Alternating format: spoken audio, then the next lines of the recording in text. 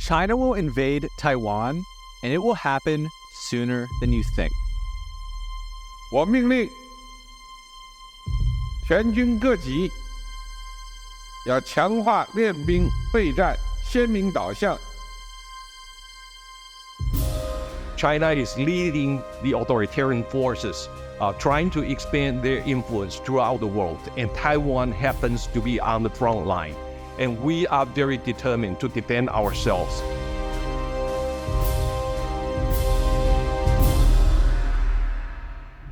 If you ask China, Taiwan is a rogue province destined to be reunified under Chinese Communist Party rule.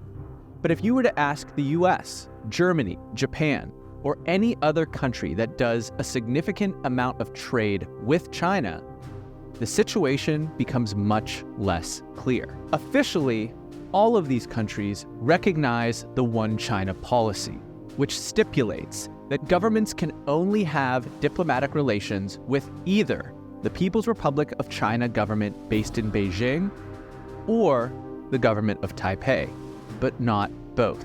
However, while making this diplomatic concession, these same countries sell Taiwan military equipment, conduct substantial trade, and even send their politicians for official visits. If that sounds like an unstable equilibrium to you, you'd be right. China is unhappy with the status quo. In fact, Chinese President Xi Jinping's #1 geopolitical goal is reunification with Taiwan. 祖国完全统一的历史任务一定要实现，也一定能够实现。 He sees involvement from outside powers as inappropriate and disrespectful. 面对台独势力分裂活动和外部势力干涉台湾事务的严重挑衅，我们坚决开展反分裂、反干涉重大斗争。 And while he'd prefer a peaceful takeover, 承诺放弃使用武力，保留采取一切必要。 you may think that I'm cherry-picking clips here. I'm not. Here's another perspective. If you listen to their speeches, they tell you they're going to do it. If China were to take Taiwan by force, it would have major ramifications for the global economy. War in the South China Sea would result in a global depression worse than anything we have experienced in our lifetimes. But if Xi's words aren't enough to convince you of this risk, then the remainder of this video will. It's going to include the historical context, catalog China's unprecedented military buildup, and show how CCP leadership's decision-making has broken from economic rationale and what that implies. History tells us that a messianic leader with centralized control in charge of a totalitarian society with grievances, with a lot of hard power at their disposal, with an ambition to change the international system to their preferences, that you put that combo together, and that represents one of the most dangerous trends in geopolitics. And at the end, we'll share the 3 calendar months where a Chinese invasion would be most likely to occur. Let's get into it.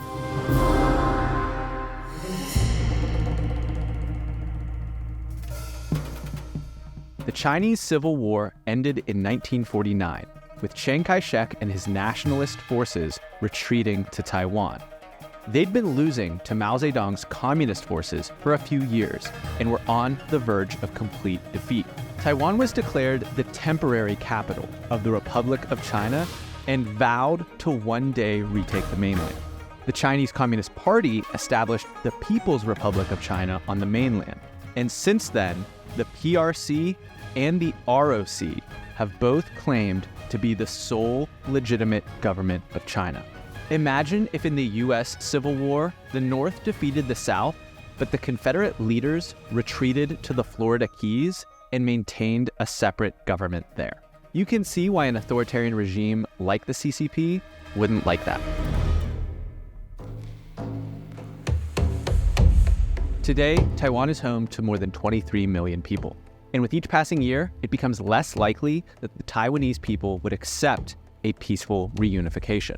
They've seen what happens when China takes over a free society. Hong Kong was handed over to China by the British in 1997 under the groundbreaking One Country, Two Systems framework. Hong Kong was intended to maintain its autonomy with freedom of speech, a separate judiciary, and a separate legal system.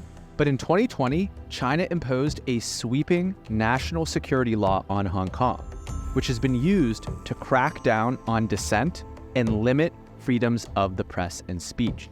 China has also interfered in Hong Kong's elections and appointed pro-Beijing figures to key positions in the government. Hong Kong citizens protested vehemently, but accomplished little. Today, Taiwan has a constitution that guarantees a wide range of human rights, including freedom of speech, assembly, association, and religion. Taiwanese citizens are allowed to vote and run for office. Under CCP rule, that would all go away. In 2017, for example, a Chinese citizen was sentenced to 2 years in prison for posting a meme on WeChat that compared Xi to Winnie the Pooh. Additionally, most Taiwanese do not see themselves as Chinese. National Chengchi University polling finds that 63% of the population identifies as Taiwanese. 30% see themselves as both, and less than 3% think of themselves as Chinese. That ratio skews even more towards a Taiwanese identity in the younger demographics. Older populations still connect to their Chinese past and are more open to peaceful reunification. Meanwhile, the younger generation, who would be fighting in a war, have a coherent Taiwanese national identity. If you were used to freedom and you didn't see yourself as Chinese, why would you peacefully reunify?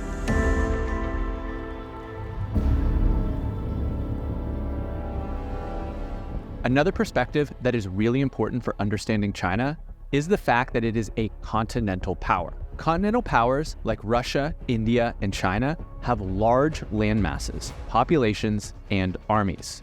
They are typically located on the interior of a continent with limited access to the sea. As a result, they tend to be expansionist, seeking to increase their territory in order to expand their economic might. But this can lead to problems. Never get involved in a land war in Asia. If you exercise a continental foreign policy, you're prone to get into all sorts of wars you don't need to get into.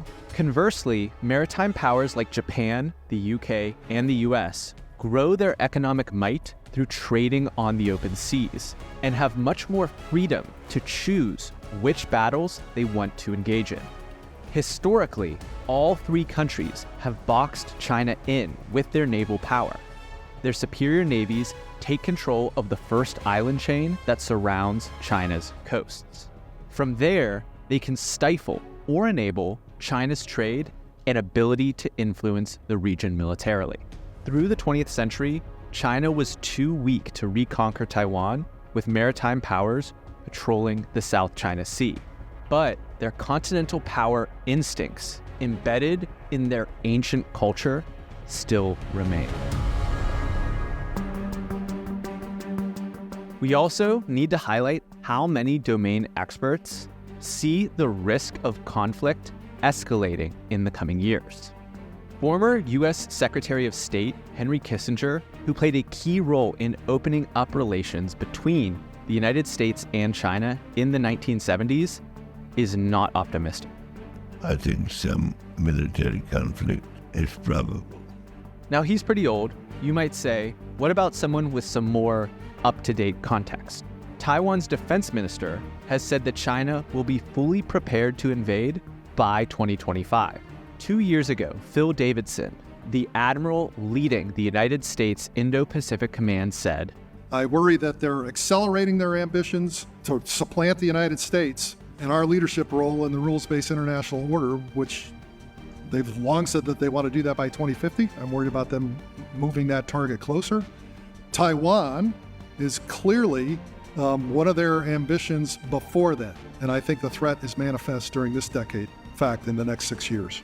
They see the military buildup and the intelligence, they hear the rhetoric, and they're concerned.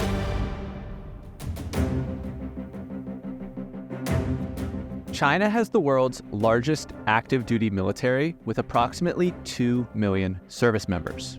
In April of 2023, the current leader of U.S. Indo-Pacific operations, Navy Admiral John C. Aquilino, summarized the Chinese military buildup as the largest, fastest, most comprehensive military buildup since World War II in both the conventional and strategic nuclear domains. This is an effort that has been decades in the making. Since the U.S. military's victory over Iraq in the first Gulf War of 1991, China's military leaders have closely examined their rivals' performance and initiated a military modernization specifically designed to counter U.S. forces. Here's what that means. China's building a ton of ships. The People's Liberation Army Navy has more than 370 battleships and submarines, while the U.S. Navy has less than 300. And in the years ahead, that gap will widen. Now, American ships are much larger and more powerful, but that also means that the U.S. Navy faces a much greater cost if one gets sunk. U.S. Navy Secretary Carlos del Toro says of China, they have 13 shipyards. In some cases, one shipyard has more capacity than all of our shipyards combined. That presents a real threat. And remember, some U.S. ships are located close to home or patrolling some other part of the world.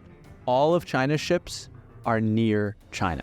Additionally, U.S. Strategic Command recently informed Congress that China now has more intercontinental ballistic missile launchers than the United States. In late 2020, they had 100 launchers. Today, they have 450. 350% increase in less than 3 years. Why would they do that if they didn't intend to use them? Fujian is the Chinese province closest to Taiwan.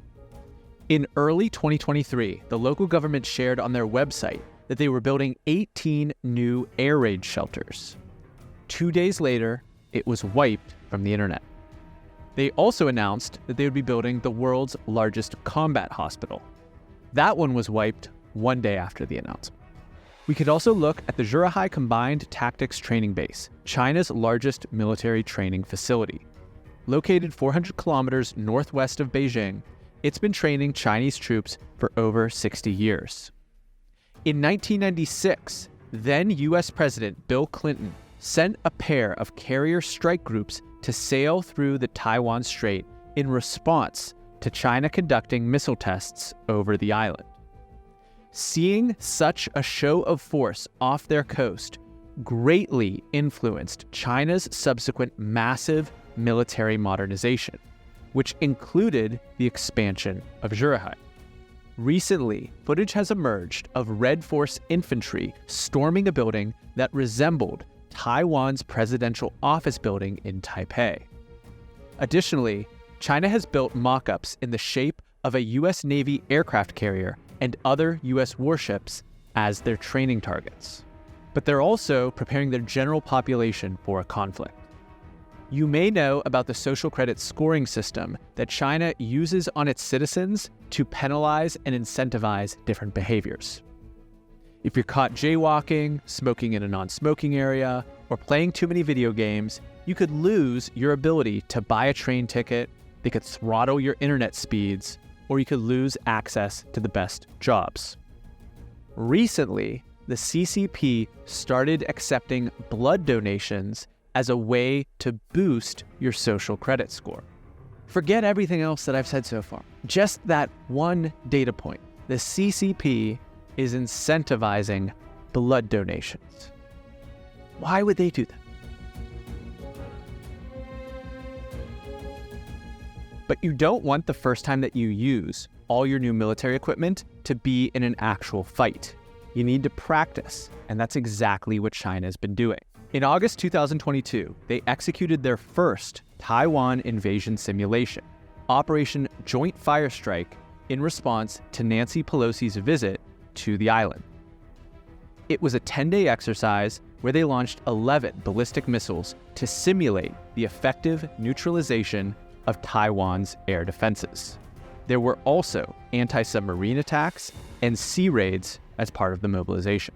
Then, in April 2023, they executed Operation Joint Sword, the day after Taiwan President Tsai Ing-wen returned from visiting the United States. The 3-day simulation was a highly integrated exercise that focused on the immediate deployment of forces and the rapid seizure of domains of control, meaning air, sea, and information. Chinese military leaders saw the slow-moving inefficacy of Putin's Ukraine invasion and want to avoid getting bogged down.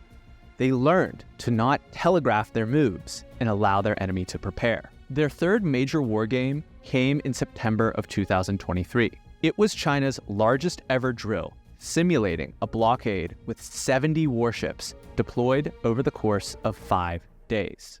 Simultaneously, over 160 Chinese warplanes were detected operating around Taiwan. They set a 1-day record on September 17th when 103 planes crossed into Taiwan's air defense zone. Meanwhile, all the US can do is float some of their naval ships through the South China Sea. They can't run a simulation of their intended strategy of defense. Instead, they're reduced to running war games in digital software models and running drills in their bases around the Pacific. Unfortunately, those war games do not go well. In his book, The Kill Chain, author Christian Brose offers an alarming assessment.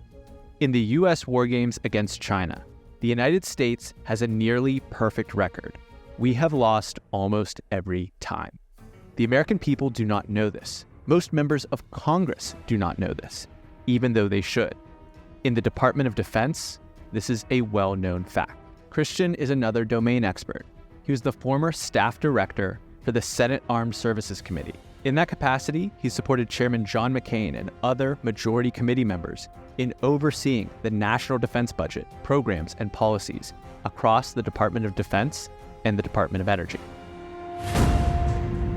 If you were raised on the idea that the US military has an insurmountable advantage over the rest of the world, then Brose's claims would be very jarring.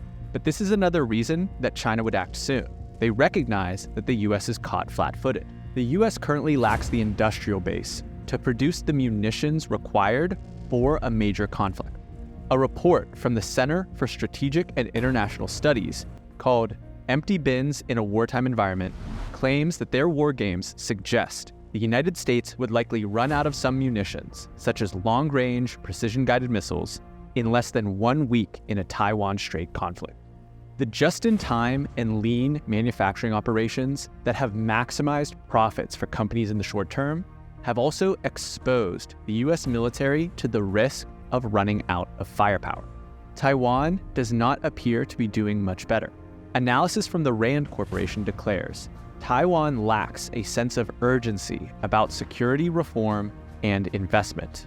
In response to the military provocations by the mainland in August 2022, when they ran their first war simulation, Taiwan sought to increase defense spending in 2023 to almost $14 billion, a 13% increase.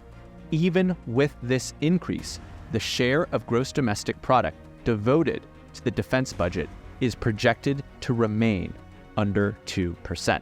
For reference, 2% is the standard that members of NATO are expected to allocate towards their defense spending. And the report also details how Taiwan has invested its budget into high-end platforms like F-16 fighter planes and submarines that would be unlikely to survive a blitz invasion by China. That budget should be reallocated towards less expensive asymmetric weaponry, like that which has been effective in Ukraine's defense against Russia. One of the best ways to prevent war is to be so strong that your opponent would never consider it a possibility. That is not the current state of play.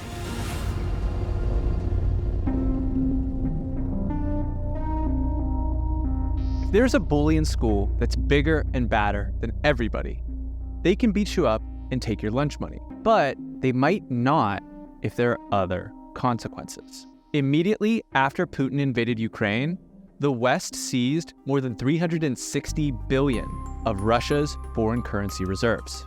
China took notice and began to plan how to insulate itself from Western sanctions. Now, China has a lot of dollars. They run a $400 billion current account surplus. That basically means they make $400 billion in profit from international trade. Now, if you had $400 billion in profit, where would you put it? Well, US Treasuries, the bonds issued by the US government, are the largest, most liquid market in the world. Extremely deep pools of capital make it possible for enormous sums of money to be invested into treasuries. They also have the highest interest rate of any developed economy. So, parking your money in German bunds or Indian government debt or Saudi bonds would all yield lower interest on your money while being harder to trade in large quantities.